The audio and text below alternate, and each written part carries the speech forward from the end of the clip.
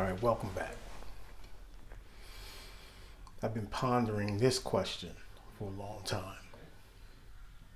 Pondering the music industry, in particular the hip hop genre. And I've been going back and forth in my mind about when are the old heads, such as myself, are going to let the 90s go.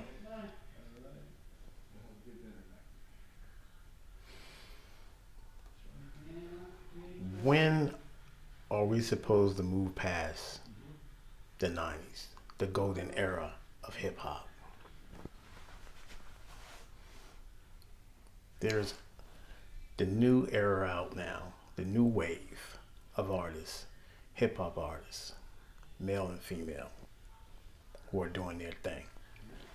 The Kendrick Lamars, the J. Coles, the Drakes. Just a few examples. Now, they are great people, great artists. But then you have certain people like these propped up dudes in their wave. And I hate to even say the dude's name. Takashi Snitch 9, for example, who got his buzz through the internet. The internet has allowed people to blow up, to go in a route unconventional, as opposed to when the 90 rappers had to come up, because then you had an underground and you bubbled up through that platform, through the underground. I remember a time when you was considered, you sold out if you went commercial. Now it's embraced. Going commercial is now the ultimate thing. But when do people such as myself say goodbye to the 90s and just accept musicians, artists, for who they are? Are we supposed to just dismiss everybody from 2000 on up? I don't think so. Because if that's the case, when we came up and we was listening to this great music, people were saying that about hip hop. Oh, it's a fad. It's not music. They're not musicians. They're just a bunch of records. And they're just sampling. And my argument was, they are artists. They're creating, and their creativity has made this great music. And look at it now, from where at the beginning, humbling stages that it was, to where it's at now. There's no denying that. I remember back in the day when Fred Flintstone, on the cereal box, Fred Flintstone and Barney was rapping. They had Run DMC truck chains on and Dobbs, brims. And they were rapping, man. And I was like, is it corny or is it cool at the same time? It was kind of like I was in a dilemma stage. It was like, where are we going with this now? It's a billion-billion-dollar industry now. The powers that be push who they want, who they think is going to get them more money, who they think they're going to be a commercial success. Marketability. You have to be able to be marketable for the machine to get behind you, to push you. 6ix9ine created that way for himself. I'm sorry, Snitch 9. Sorry about that.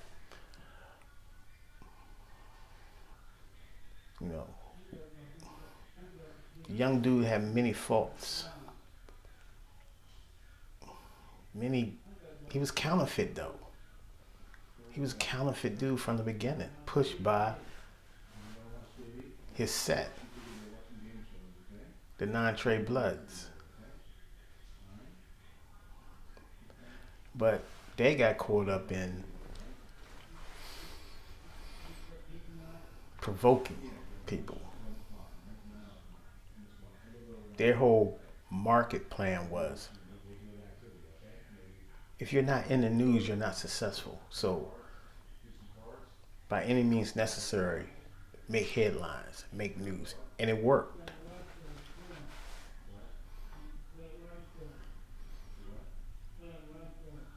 But they couldn't balance the line. Happens to great labels, Death Row, a couple others. At some point, you have to leave. You have to separate the streets from your actual job, which is the music industry. Or else you're going to have a collision course. And then the hip hop police are still watching you. You're in the crosshairs of them all the time. So I say all this to say, every era has their moments. New York birthed this music. They gave it to the world.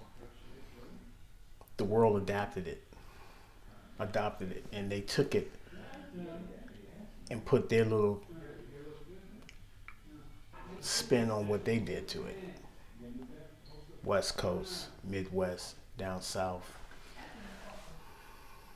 So you can't hate on a region because they're not up to what the originator's status was. You can't hate on people like that, man. It's creativity, it's music. So I just said that to just remind folks, be humble, man. If the music is good, it's good. If it's whack, it's whack. And you know if it's whack. If I put on, I go through track lists all the time with different artists that come out on these different platforms. And my patient level is maybe 10 seconds or 11 seconds. From the time I put the track on, to sample it, and if it don't grab me right away, I'm out to the next one. That's my flaw. I'm just not patient like that. But you might have one or two tracks on that album that's fire. So, I'm learning to accept certain stuff. But I refuse to endorse whack artists like Snitch 9. But he was able to make a come up because he did everything extra. Wow, Test My Gangster and all that, his Test My Gangster tour. So he was able to make a buzz for himself. And that's why it's called the American Dream, ladies and gentlemen. Make something out of nothing. So that was just my 2 cents for the day. I'm not going to keep you all day. All right, I'm out. Have a great day.